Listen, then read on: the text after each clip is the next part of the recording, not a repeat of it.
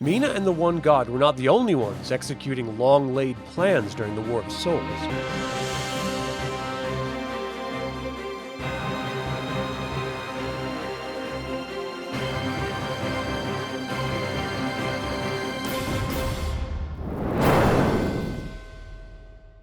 Welcome to another DragonLance Saga episode. My name is Adam, and today I'm going to talk about Sargasanti, formerly Silvanost. I would like to take a moment and thank the DL Saga members and invite you to consider becoming a member by visiting the link in the description below. You can even pick up DragonLance gaming materials using my affiliate links. I'm referencing the Age of Mortals sourcebook for this information. If I leave anything out or misspeak, please leave a comment below. The Minotaur nation has a legacy of slavery going back to their creation by the Graygem. They've never had a place of ownership or power on Ansalon, though they have long fought and bled for one.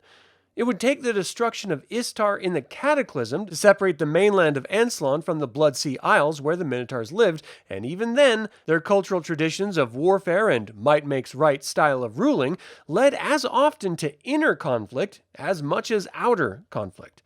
In the Age of Mortals, General Hotak De-Droka assassinated the former emperor during the Chaos War and established an empire of blood.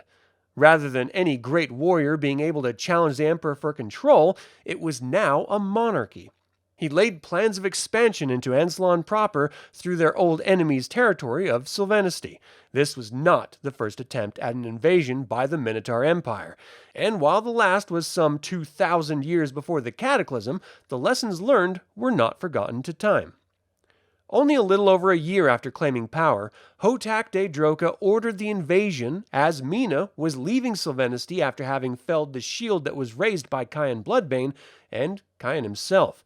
The Minotaurs made quick work of the Dark Knight's occupation force and claimed Silvanost as their own, renaming it Sargasa's Glory, or Sargasanti. With the Dark Knights expelled from the capital, the Minotaur Empire had the foothold it always wanted, and could now base all of its future operations from the mainland rather than their islands of Mithas and Kothas at the other side of the Blood Sea. Massive amounts of troops and settlers began to arrive, and within 6 months, the millennia-old nation of Silvanesti was renamed by its imperial Minotaur colonists as Ambion. While the forest was being sectioned off into 5x5 acre plots for the settlers to build upon, extensive roads were being built to connect the colonists and military troops. Outposts were raised along the forest borders for security, including 6 fortresses by 421 Alt Cataclysm for protection, with more in the planning. The leadership made an alliance with the ogres of Bled to the north, and the old political machinations inevitably returned. Hotak's wife, Nephra De-Droka, sought to see her son Ardner De-Droka on the throne and assassinated her husband to see it done. But this particular Game of Thrones isn't over, for while many Minotaur soldiers and citizens accepted the new bloodline of the emperor, not all of them did. Ardner would be beheaded by Pharaoh's Escalon the same year of his rise to power with the full blessing of the now-returned god Sarganas, and took Hotak's daughter, Marita De-Droka, as his wife, shoring up any possible dissent and entrenching his position of power. The capital city of Sargasanti fundamentally changed the once timeless Silvanesti capital of Silvanost in a number of ways. Entire districts were razed. Ancient towers that once housed the great Silvanesti houses were now homes to prominent Minotaur clan leaders. There are 7 clan towers that formed the Emperor's fleet. Clan Droka took the Tower of Stars. It's said the ghost of Lorak appears at dusk, seated on the Emerald Throne, and will remain until the elves have reclaimed their homeland.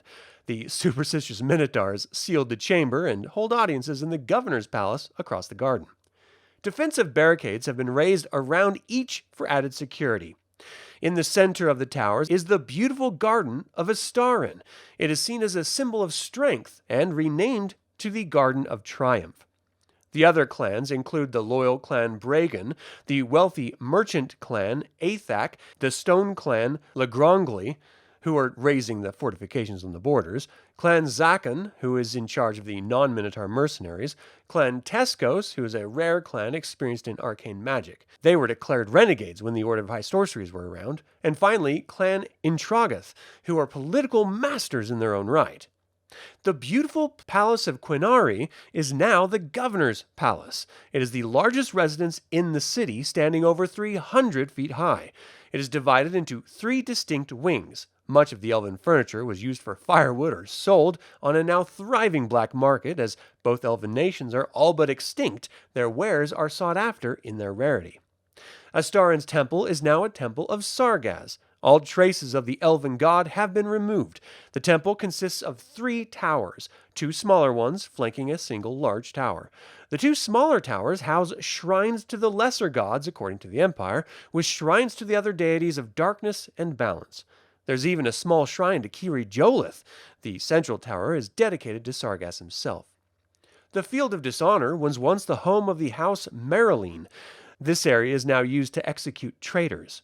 The parade grounds were once home to House Cleric. Now, every morning, the Imperial Guard and soldiers from the great clans run drills on the grounds. The governor of Sargasanti gives weekly speeches here to the colonists as well. The market grounds were once home of the legendary House Protector. It is now an open-air market where merchants import goods for the colonies. From dusk till dawn, this bustling center is a place of trade. The Imperial Guard imposes a curfew at night for security.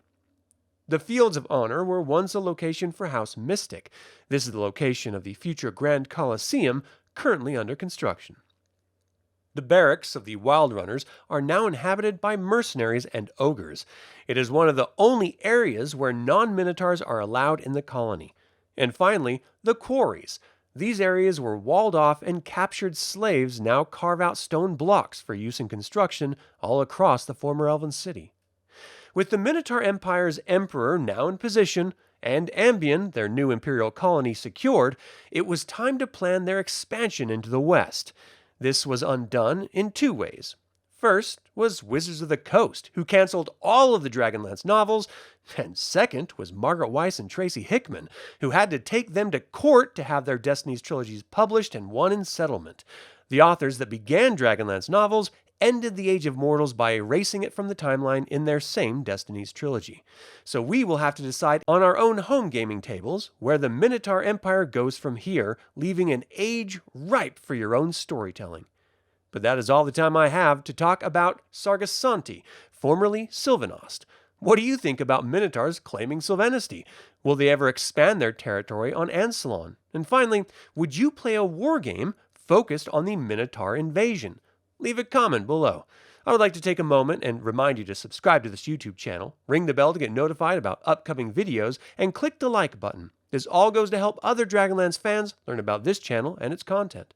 Thank you for watching. This has been Adam with DragonLance Saga, and until next time, remember, a testimony of fools is still a testimony.